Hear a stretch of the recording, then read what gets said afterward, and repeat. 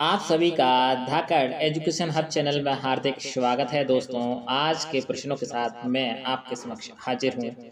तो आज का पहला प्रश्न क्या है, पढ़ लेते हैं।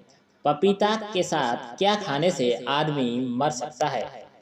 ए ऑप्शन है आपका दही, बी ऑप्शन है नींबू, सी ऑप्शन है आपका केला और डी ऑप्शन है आपका मछली।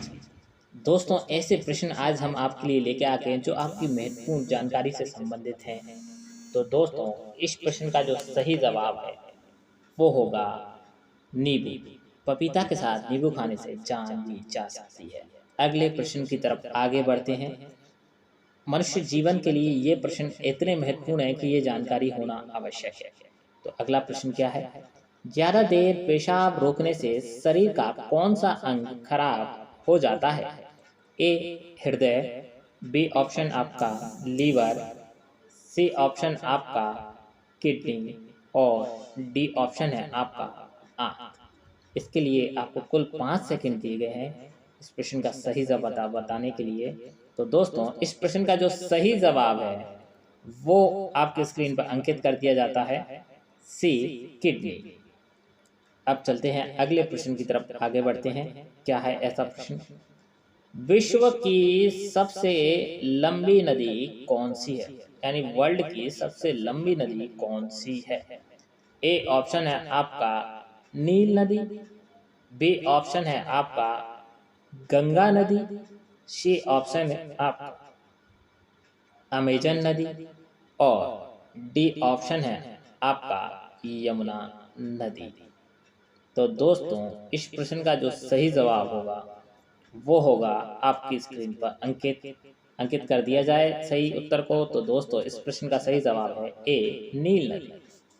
अगले प्रश्न की तरफ आगे बढ़ते हैं। भारत की राष्ट्रीय सब्जी कौन सी है? तो दोस्तों, ए ऑप्शन है लौकी, बी ऑप्शन है आलू और सी ऑप्शन है कद्दू, डी ऑप्शन है आपका पालक। तो इनमें से क्या लगता है भारत की राष्ट्रीय सब्जी कौन सी है?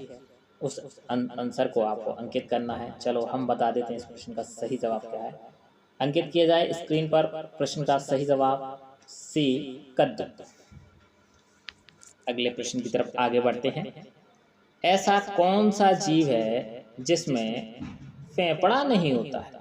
ऐसा कौन सा जीव है जिसमें फेफड़ा ही नहीं होता है? ए ऑप्शन है सुअर, बी ऑप्शन है चींटी में, सी ऑप्शन है ऑक्टोपस में और डी ऑप्शन है आपका खरगोश में। तो दोस्तों, इस प्रश्न का जो सही जवाब जो होगा वो आपकी स्क्रीन पर अंकित कर दिया जाएगा। तो इस प्रश्न का जो सही जवाब है वो आपकी स्क्रीन पर अंकित किया जाता है। तो दोस्तों, सही उत्तर है बी चींटी। अब जो आज का सबसे महत्वपूर्ण और रोचक तथ्य गहित और जानकारी सहित प्रश्न है, जिसमें भारत के अधिकतर लोग, सभी लोग चाहते ही हैं।